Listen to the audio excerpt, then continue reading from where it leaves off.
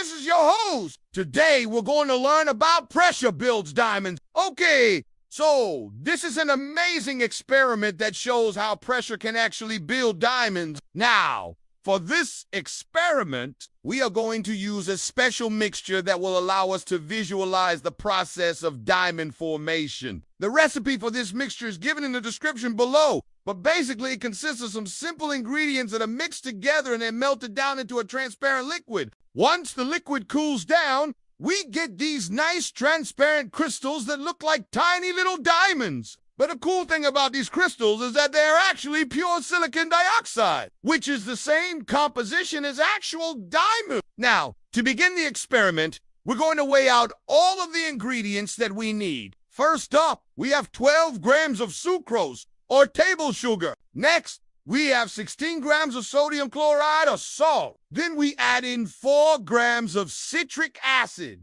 And lastly, we have 3 grams of potassium nitrate. All of these ingredients will react with each other to form a new compound called potassium silicate, which is the main component of our crystals. But more importantly, potassium silicate has the same chemical composition as diamonds, which is carbon. So at the end of this experiment, we should be able to grow some beautiful transparent crystals that are chemically the same as diamonds. Next, we transfer all the ingredients into a beaker and then put the beaker on a hot plate. After adding a small amount of water to the mixture, we're going to heat it up while stirring it constantly until all of the ingredients have dissolved. This mixture isn't very stable though, so we have to keep heating it while stirring it to prevent the solution from solidifying. After a few minutes, the solution starts to boil, and at this point, we have to turn the heat off and let the beaker cool down a bit. As the beaker starts to cool down, we see some white crystals start to form in the solution. These crystals aren't exactly what we're looking for yet,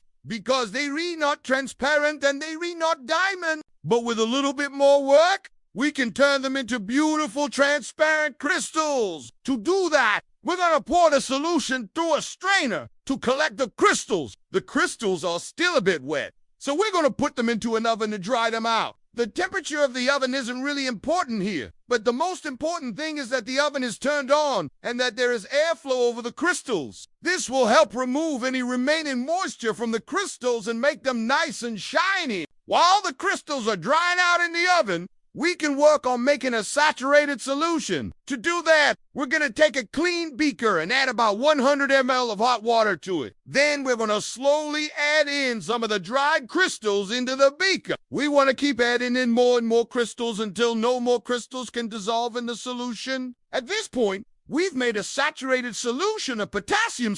Next, we take a clean test tube and add a few drops of the saturated solution to it.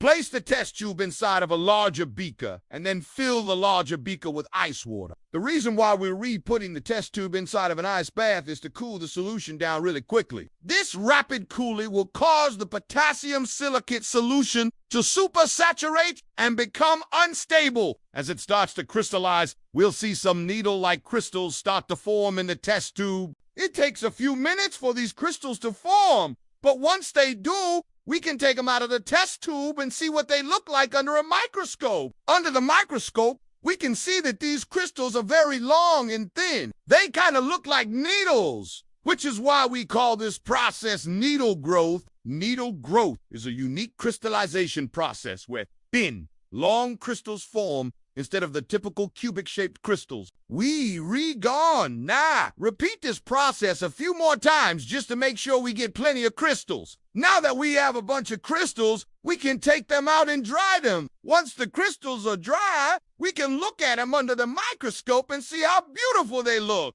These crystals are so cool. They're absolutely transparent and they look like tiny little diamonds. But are they actually diamonds? Well, to find out, we can scrape some of the crystals onto a glass slide and then put a small drop of water on top of them. This will prevent the crystals from sticking to the slide. Then we can take a cover slip and place it over the sample. Lastly, we can place the slide on a hot stage and heat the crystals up to about 700 degrees Celsius. If the crystals melt, then they must be made of pure carbon, just like diamonds. As we heat the crystals, we see that they start to turn from a solid into a liquid. At around 700 degrees Celsius, all of the crystals have melted and we're left with a transparent liquid. This means that the crystals we grew are indeed diamonds. Diamonds are one of the hardest minerals on Earth, and they are also one of the most beautiful. They are formed under immense pressure and temperature deep within the Earth,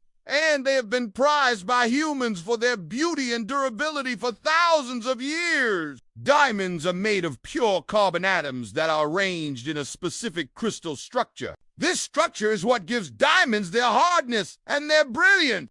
Diamonds require a lot of energy to form, and that S, exactly what we doing today, S? Experiment! We use a machine called a high-pressure reactor to simulate the extreme pressures found deep within the Earth. With this machine, we can generate pressures of up to 200 kilobars, which is equivalent to the pressures found at a depth of 60 miles below the Earth's surface. Now, to make our diamond, we're going to use a special mixture that contains all the carbon atoms we need. Load the mixture into a special container that can withstand the extreme pressures we about to generate. Once the container is loaded, we're gonna close it and then place it into the high-pressure reactor.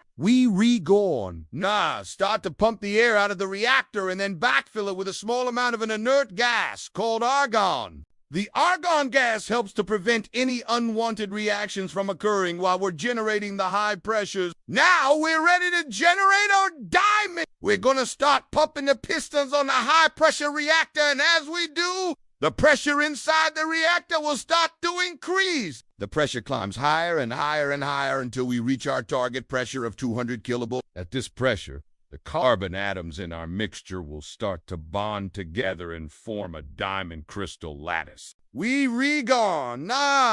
Hold the pressure for a few hours to make sure that the diamond has enough time to grow. Once the pressure is released, we can open the reactor and take out our diamond. It's so exciting to see what we've made. Under normal conditions, it would be impossible for us to grow such a large diamond. But with the help of our high-pressure reactor, we were able to simulate the extreme conditions found deep within the Earth and create a real-life diamond right here in our lab. Well, that's the end of today's science experiment. I hope you enjoyed watching it as much as I enjoyed making it. If you did enjoy it, make sure to leave a thumbs up, subscribe, and hit the notification bell. Also, if you want to watch more experiments like this, you can check out my channel. I have hundreds of fun science videos that I know you will enjoy. Anyways, thanks for watching, and I'll see you guys next time.